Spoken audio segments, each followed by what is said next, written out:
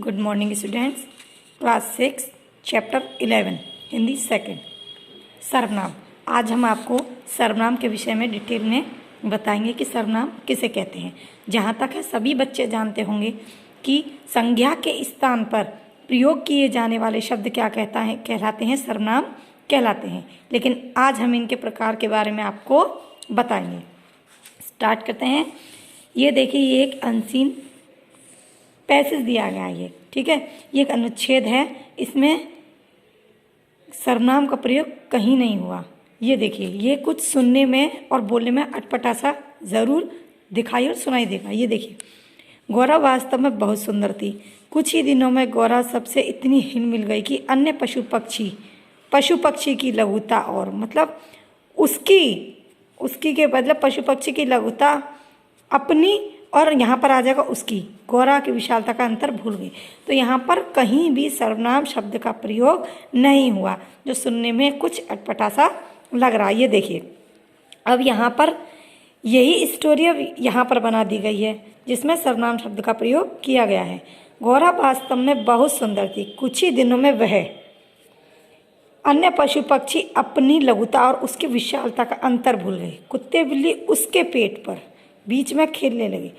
पक्षी उसकी पीठ पर और माथे पर बैठकर उसके कान तथा आंखें खुजलाने लगे। तो यहाँ पर तो सर्वनाम शब्द का कहीं भी प्रयोग नहीं हुआ। यहाँ पर सर्वनाम शब्द का प्रयोग किया गया है, जो देखने सुनने में बहुत ही रोचक लगता है। तो वाक्य में सर्वनाम का होना भी विशेष जरूरी है। स्टार्ट करते हैं। ये देखिए, यहाँ पर मैंने अभी आपको बताया था, इस अनुच्छेद में संज्ञा के स्थान पर वह, अपनी, उसके, उसकी, उनके आदि शब्दों का प्रयोग किया गया है। इन शब्दों के प्रयोग से वाक्य सुंदर, रोचक तथा बोलने में अच्छे लग रहे हैं। अब ये देखिए, हम आते हैं डेफिनेशन पर। जो शब्द संज्ञा के स्थान पर प्रयोग किए जाते हैं उन्हें सभी बच्चे जानते हैं कि सर्वनाम कहते हैं। सर्वनाम कौन कौन से होते हैं? ये, वे, यह, मैं, तुम, हम आदि। सर्वनाम का क्या अर्थ होता है? सबके लिए नाम, वस्तु हो पशु पक्षी हो, किसी स्थान का नाम हो, सबके लिए, सबके नाम के स्थान पर लगाया जाता है। ये देखिए, फॉर एग्जाम्पल है यहाँ, जैसे मुझे यह फूल बाग में मिला, तुम्हारे पास, तुम्हारे, ये, मैं, तुम आदि। अपने, आप, मुझे, तो यह सब क्या है? यह सब सर्वनाम शब्द हैं। अब हम स्टार्ट करते हैं सर्वनाम के भेद या प्रकार। ठीक है, सर्वनाम के भेद। हिंदी व्याकरण में सर्वनाम के 6 भागों में बांटा गया। ये देखिए, सर्वनाम के 6 भेद होते हैं: पुरुषवाचक सर्वनाम, निश्चयवाचक, अनिश्चयवाचक, प्रश्नवाचक, संबंधवाचक और निजवाचक। ये बेटा आपको याद करने होंगे, ठीक है। इनके नेम भी आपको अच्छे से समझ लेना है, ठीक है। ये बहुत ही ईजी है, अब इनको ध्यान से पढ़ेंगे। पहला है पुरुषवाचक सर्वनाम। पुरुषवाचक सर्वनाम कौन होते हैं? क्या होता है? पुरुष अर्थात व्यक्ति, जो बोलने वाले अर्थात वक्ता, जो बोलता हो उसे वक्ता, सुनने वाला अर्थात श्रोता, जो सुनता हो उसे श्रोता कहते हैं। किसी अन्य पुरुष क्या होता है? जिसके बारे में कोई बात कही जा रही हो, वो व्यक्ति यहाँ पर नहीं हो, किसी अन्य व्यक्ति के बारे में बात की जा रही हो, ठीक है। वक्ता, मैं, सुनने वाला श्रोता,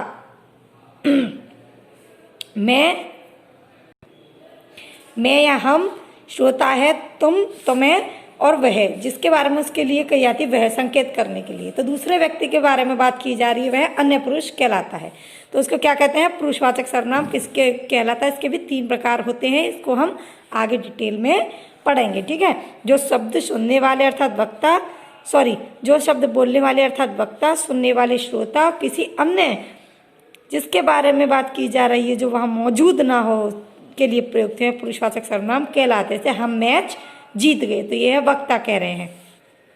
तो मैं अभी भी प्रयास करना चाहिए, वक्ता कह रहा है, श्रोता सुन रहा है। मैं हार गया,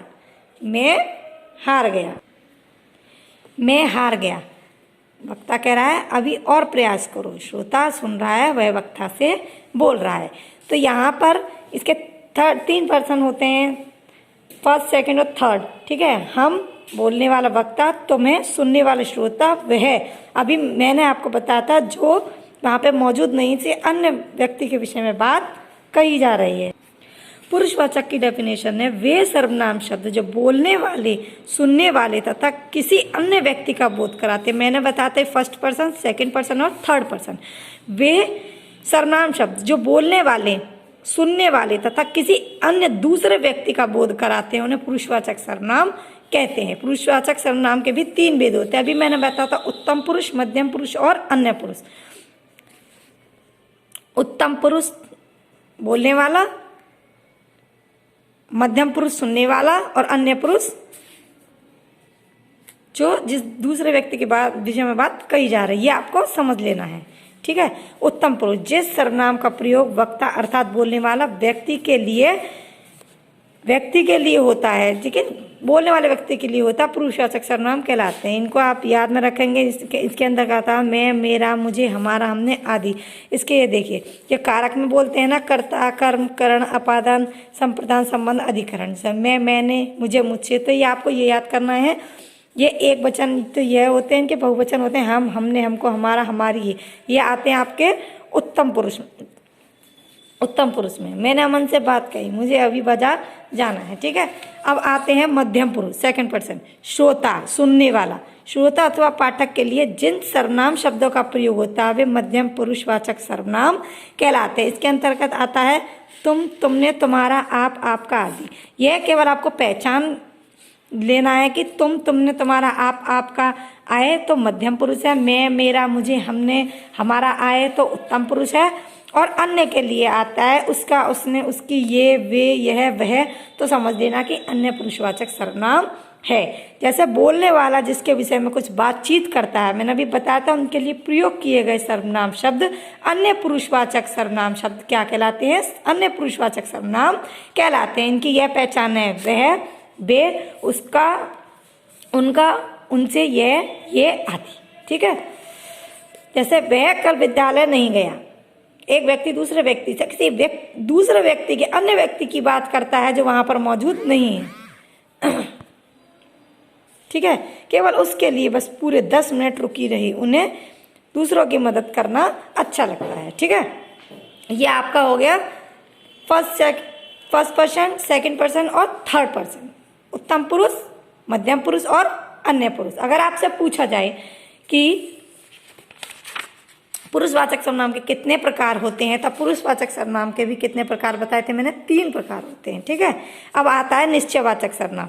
निश्चयवाचक सर्वनाम में ध्यान से सुनेंगे। निश्चयवाचक सर्वनाम में क्या होता है कि कोई बात निश्चय है। जैसे यह मेरी डायरी है तो यह उसी की डायरी है। लड़की कहती है, लड़का कहता है ये मेरी डायरी है, ये बात निश्चय है। इसे मत छूना, करंट लग जाएगा। इसे मत छूना, किसे मत छूना, इस बोर्ड को मत छूना, करंट लग जाएगा। उपर्युक्त वाक्य में यह तथा इसे शब्द एक निश्चित वस्तु अथवा व्यक्ति की ओर संकेत दर्शा रहते हैं, निश्चयवाचक सर्वनाम है। या 2 किलो या 2 आम टोकरी में रखे हैं, मेरे पास 3 पुस्तक है, तो निश्चय है जिसमें यह बात निश्चय होती है कि हाँ यह बात सही है, तो वहां पर निश्चयवाचक सर्वनाम होता है। और अगर वाक्य में ये आता है कि यह मेरी डायरी नहीं है, तो यह निश्चित वाक्य नहीं है, क्योंकि यह उसकी डायरी नहीं है।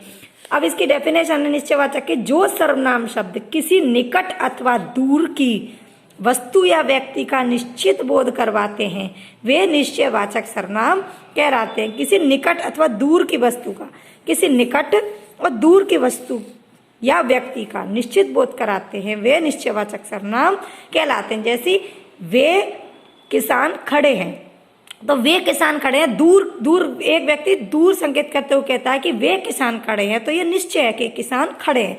निश्चयवाचक सर्वनाम को संकेतवाचक सर्वनाम भी कहा जाता है, क्योंकि उंगली प्रकट करके दर्शाते हैं, इसलिए उन्हें संकेतवाचक सर्वनाम भी कहते हैं। वह तथा वे पुरुषवाचक तथा निश्चयवाचक दोनों सर्वनाम में प्रयोग किए जाते हैं। वह तथा वे पुरुषवाचक तथा निश्चयवाचक दोनों सर्वनाम में प्रयोग किए जाते हैं। पुरुष में भी अभी मैंने बताया था, अन्य पुरुष में प्रयोग किए जाते हैं, निश्चयवाचक में भी प्रयोग किए जाते हैं। जैसे वह मेरी कमीज है, वह मेरे मित्र का भाई है, यह रोहन की गाड़ी है, तो ये आप पुरुषवाचक भी लिख सकते हैं, मतलब पुरुषवाचक में अन्य पुरुष भी लिख सकते हैं और निश्चयवाचक भी लिख सकते हैं। तो आज के लिए इतने, यही टॉपिक नेक्स्ट वीडियो में बताएंगे।